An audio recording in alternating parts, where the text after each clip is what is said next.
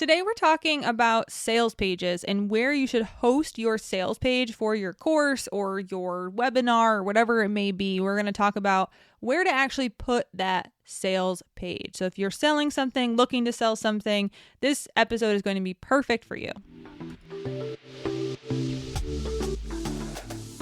Welcome to the Up in My Business podcast with me, Lex Lancaster, where you'll get an inside look at all things tech, business, and my life as a physical therapist turned digital operations expert. You'll hear all about my lessons as a business owner, the ins and outs of tech for your business, and more. From SEO, websites, and email marketing to automations, launches, and copywriting, I've got you. I'm so excited you're here. Let's dive in. Taking a minute to thank our sponsor. The sponsor for this episode is Jane App. You may be familiar with Jane. Of course, you're familiar with Jane because I talk about them all the time. They're an all-in-one practice management software, making it easy to book, chart, and bill all online. They also offer a fully integrated PCI-compliant payment solution called Jane Payments, which is designed to manage all of your payment needs. The team at Jane knows that they play an important role in protecting your data, and that's not just your client health records, but also credit card information. Jane Payments is PCI compliant, which helps your business keep your client billing information safe and secure. If you're curious to learn more about PCI compliance with Jane Payments or want to book a one-on-one demo with a member of their team, head to jane.app/payments. Again, that's jane.app/payments. You can also mention the show Up in My Business for a 1-month grace period on your new Jane account. You can also use the code LEX1MO, so LEX1MO, for your first month of Jane free. Welcome back to another episode of Up in My Business. I'm so excited to have you here again with me. If you are back for another episode, if you're new here, welcome. I'm so excited to have you listening to this episode. So today we are going to talk about sales pages and where to host them. Going to go ahead and do exactly what I did last week and just pitch my SEO retainer services for brick and mortar in-person businesses. I do have a waitlist going. It is linked inside the show notes, as well as the joint coaching program that Shantae, the Movement Maestro, and I will be opening up for registration. I don't want to say soon because I don't want to hold ourselves to that, but at some point here in the summer. So if you're interested, just let me know as far as questions you have, but you can sign up on the wait list that is linked in the show notes. So without further ado, let's talk about sales pages. One of the biggest questions, or one of the most asked questions to me on a discovery call when someone is asking about selling a course or a program, they're always wondering where to host their sales page. So a sales page, if you are not familiar with one, is one where you're essentially just putting all of the information about one specific product or service or event on one page, and then you usually have a checkout of some sort, right? So that's a sales page. Now, we've all seen different types of sales pages. We've seen sales pages that are one scroll. We've seen sales pages that you could scroll for probably 15 minutes and still never get to the freaking bottom. We've seen some that are in the middle, right? So when it comes to a sales page, people are not always sure where they should host it because it's confusing as far as, do I put it on my website? Do I put it on my course platform? Do I put it on something like Lead Pages? What's the benefit? What do I do? I get it. 100% a valid, very valid question. Now, as someone who is experienced with website design and SEO, I will always tell you to put your sales page on your website.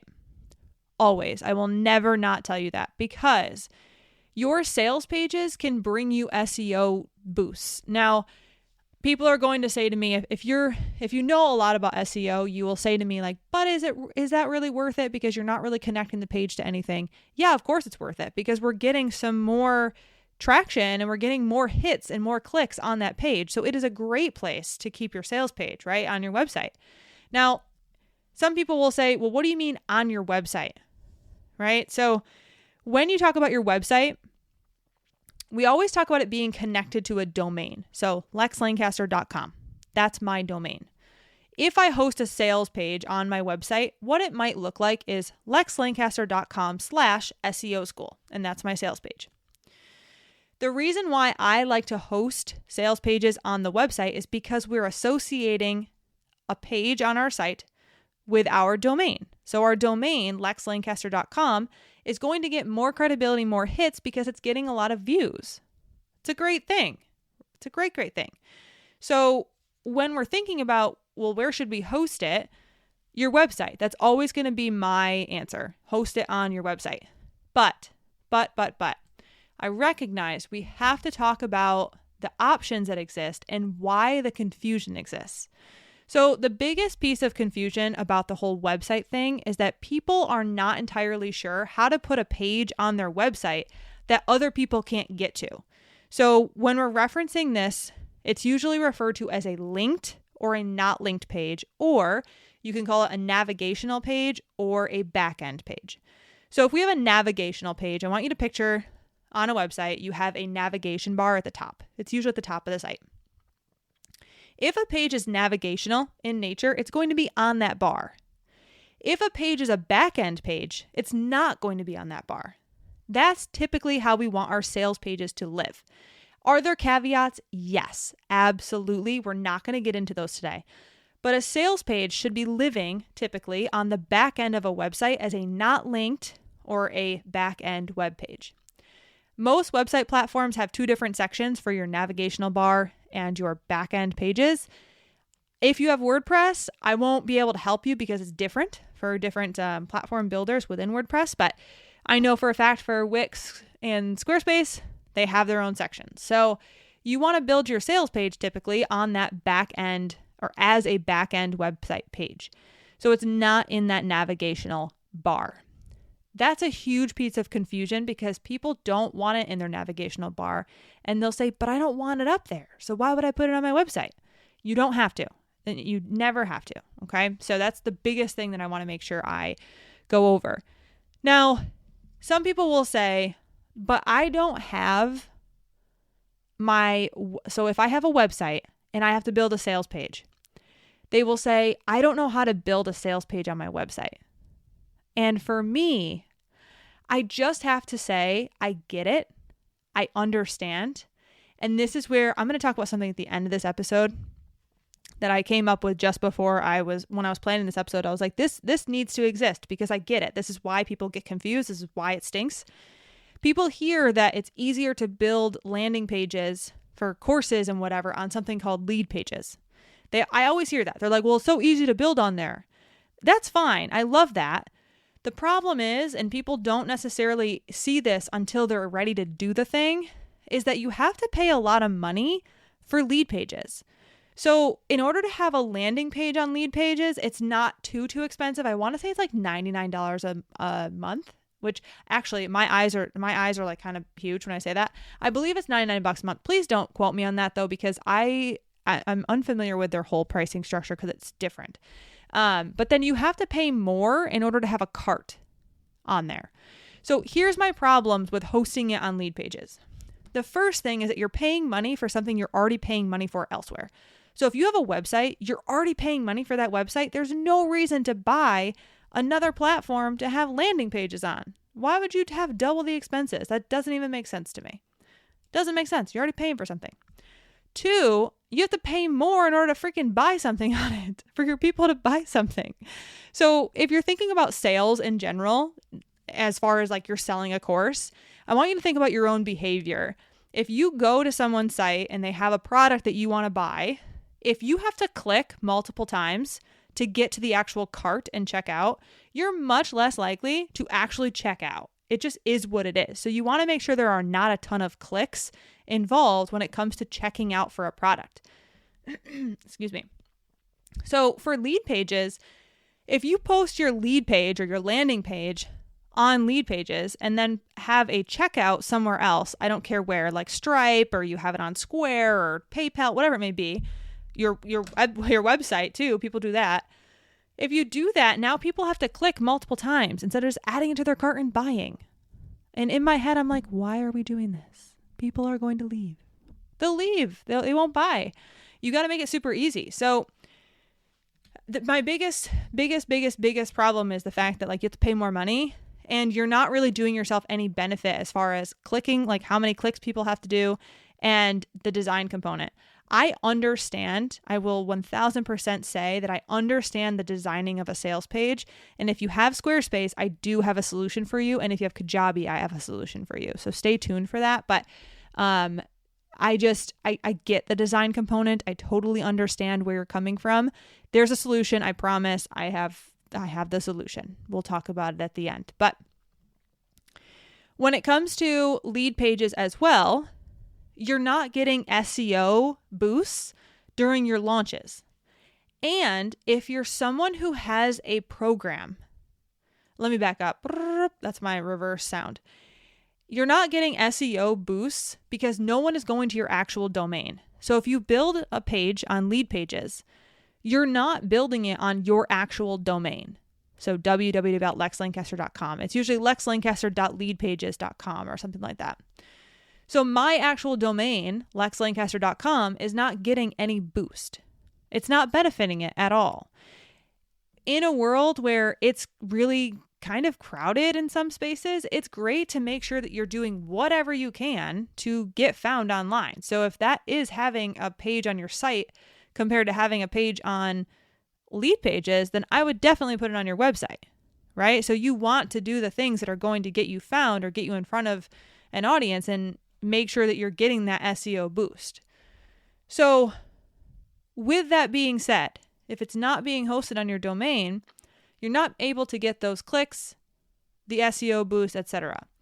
The other side of that, and this is just the SEO person in me, if you're someone who has a very specific program, and I'm just going to make one up here. So if your program is back pain relief for postpartum women, and that's like, let's pretend it has a fancy name or whatever you want to call it, but that's your program. That's all you do. That's your signature thing. That is what people buy into. That's what makes you money on your website, online, whatever.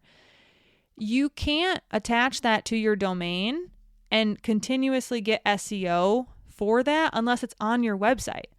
So for instance, you can leave a sales page up all the time as a website page. I think people associate sales pages and they're like, but it can't live forever. It can. It totally can stay on your website, and it can be what I call your queen page. It can be the page that you try to route everybody to all the time while also being a sales page. So with that being said, to me, it's super important to keep that page on your website, right? Why would we send them elsewhere if we can actually have them on our site, have the landing page there, have the checkout there, have everything ready to go on that site and get the SEO benefit from it? And maybe if you have that signature program that is always living on, even if it's just a waitlist sign up, you can get more SEO hits for that because you'll be able to drive traffic to it all the time and it'll keep it on your domain. So obviously you're going to already connect the dots here when I say the next thing. Sometimes people will want to build their landing pages on the teaching software that they have. So if it's like Teachable, let's just say that Teachable has its own landing pages. The thing is you got to understand the same thing is true from lead pages, right? So if you have a landing page built there, it's not going to help your SEO overall.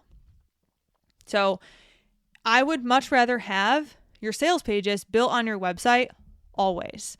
Always build them on your website. There are ways, because some people will say, well, you have to track them for Google Analytics and you're paying for ads, all the things.